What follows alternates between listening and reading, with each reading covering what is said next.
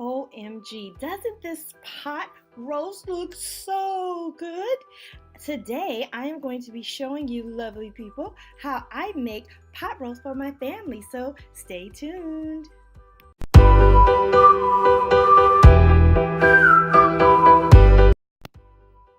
Hi guys, it's Lakeisha. Today I am participating in a wonderful collab with the women of the YouTube Mommy Meetup Facebook group. I love collabing during Crocktober. It's my favorite time of the year and I love to cook warm meals. So if you want to see this recipe, including other recipes from the wonderful moms who know how to throw down on the Facebook group, please click the playlist below. I am also including my Crocktober recipe from last year where I cooked barbecue chicken in the crock pot. So check that out as well. All right, so let's get started. These are all my ingredients. I bought this meat here from the Giant. It was on sale for $20 for both of them together, $10 each.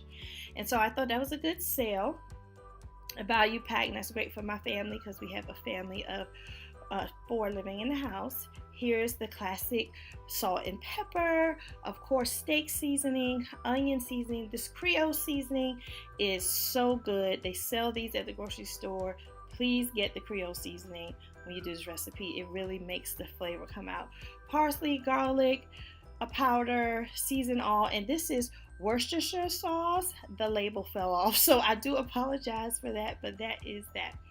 This is onion soup, so I put that as dry seasoning once the meat is in the crock pot, and I normally use roast beef seasoning, but I only had beef stew, so I'm going to use this because waste not, want not. So next I have flour, and I'm going to use that to coat the beef, and you'll see that in a minute. I have 2 large onions, a pack of baby carrots, some potatoes, and garlic. All right, let's get started.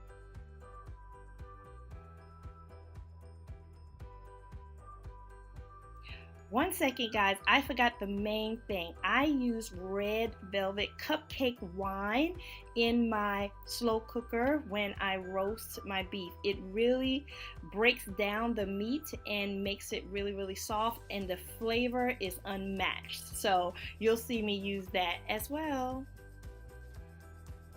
Also, I included beef stock as well for an ingredient. All right, let's get cooking, guys. So first I have to clean the meat. It is very important to clean your meat to make sure all of the bacteria from being in the package is rinsed off. So you're gonna see me here cut the package open for both meats, pull the meat out, rinse the meat off, and place them in bowls.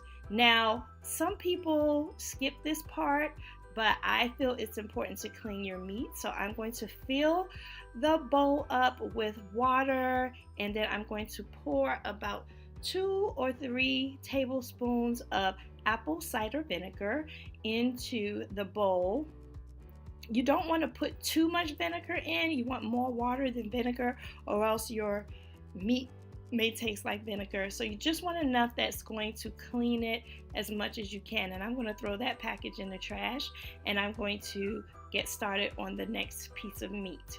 So I do this with all my meats. I do it with chicken, beef, and pork. Fish, I don't do this at all because fish tends to hold on to the vinegar, and it's already soft, and the vinegar might break it down too much. I don't use it on fish. But beef, yes. So again, I'm rinsing that off with ice cold water, and I'm going to set it in the bowl and let that sit for a minute while the vinegar does its job. All right, so I'm swishing it around here, making sure it's totally submerged, wiping it off, rinsing it off. And that's all you need to do. This is not a long process. You don't need to soak it overnight or anything like that. Just a good rinse like you would take a shower. Hey, give your beef a shower. So I'm giving, well, a bath in this case. I'm giving the beef a nice bath, and you'll see even the difference in color when I take this out, and you see all that blood coming out of the water, so it's rinsing off all of the bacteria in the blood, and so you'll see that come off. And I'm going to add just a little more here. I'm not satisfied with the color of the water. So the way you can tell that the meat is totally clean is when you rinse it, you'll see that the redness starts to fade, and you'll know like most of the blood is like off the meat. So I have 2 pieces of meat in here. It normally doesn't take this long, but I really wanted to get that clean. See how that's rinsing pretty clear? All right, so I'm not satisfied yet. I'm going to rinse that off one more time, and then we should be ready to cook. But guys, this is so simple and easy, and it's kind of therapeutic to just give your meat a bath. Hey, I think I just started a new term for cleaning your meat. Yes, that's very clear. All right, we are ready, guys. So let's begin. All right, guys, so now I'm getting ready to season the meat. As you can see, it's nice and clean, free of the blood here. So I'm going to speed the video up so we can see how I easily season the meat and then coat it with the flavor.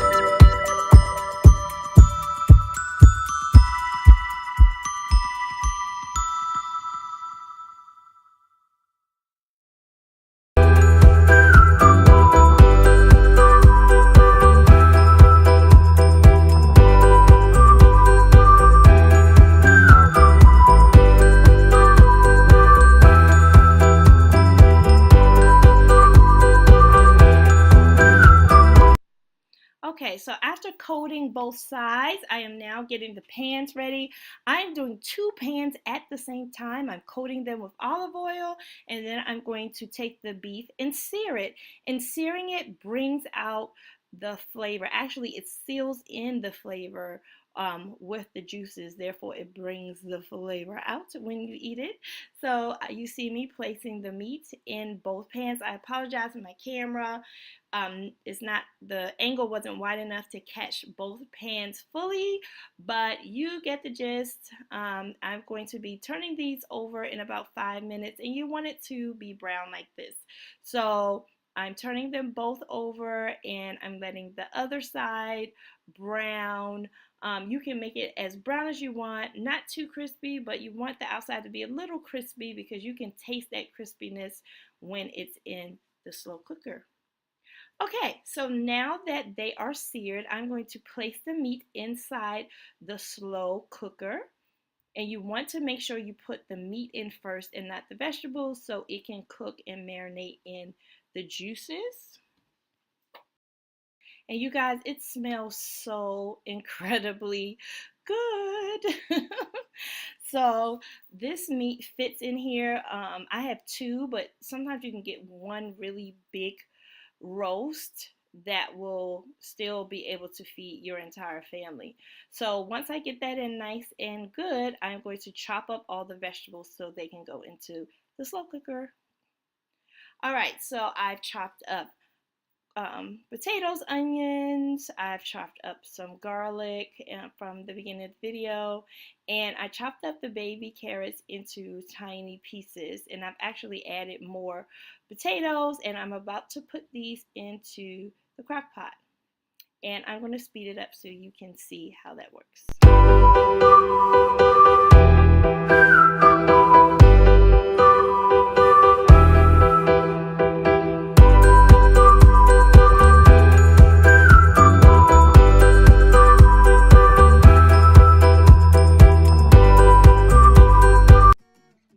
Okay, so now I'm going to place the dry seasoning in. The onion soup is first, so I'm going to open up 1 pack and just gently toss that over the vegetables. All right, and now I'm going to open up the pack of beef stew, and I'm going to toss that over the vegetables as well. When you put the wet ingredients in, and you'll be able to see that the ingredients will get down deep into the pan. And I use parsley flakes. I would say this is optional, but I just like the taste of parsley and meat together, so I just added about a tablespoon and a half of that. And some Worcestershire sauce is coming. Now this is our first of our wet ingredients. So the Worcestershire sauce is going in.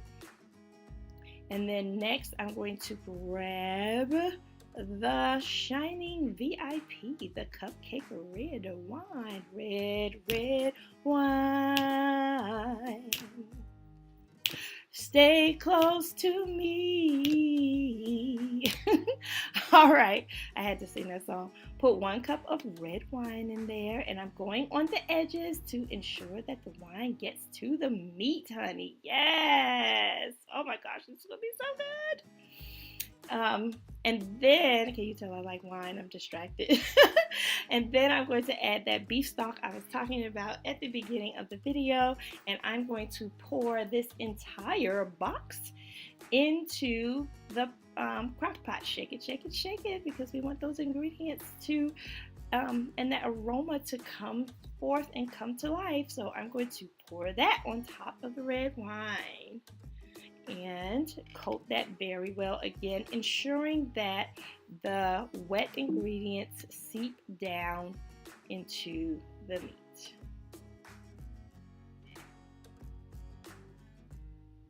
Isn't that delish? Oh my goodness. All right, so ensuring that all of that is out. I am done, everyone. I am done with all of the ingredients. Now it's time for this baby to cook. I'm going to put the top on, and I'm going to set this on high for 5 to 6 hours. Now in my house, it's in the middle of the day, so this won't be done until nighttime. But you can do this in the morning, anytime you want. Put it on low and let it cook all night long. It's up to you. But look how this looks, guys, once you put it in there. Delish. All right, it has been 6 hours. Look at that. Oh, mwah. Makes me want to kiss my mama. And the meat is tender and the vegetables are soft. Oh my gosh, I can just pull this meat apart right now. Well, I am. Let me show you how this looks on a plate, honey. This is so good. The whole house smells divine. All right, look at this masterpiece. Thank you so much for watching this video. I can't wait to tear into this, so I'm going to let you guys go. But remember, lovely people, life is as lovely as you make it. Until next time, see you soon. And do not forget, join the Mommy Meetup playlist at the bottom of this video. There's such great recipes there, guys. All right, until our next video, I will talk to you soon. Have a lovely day and keep on eating.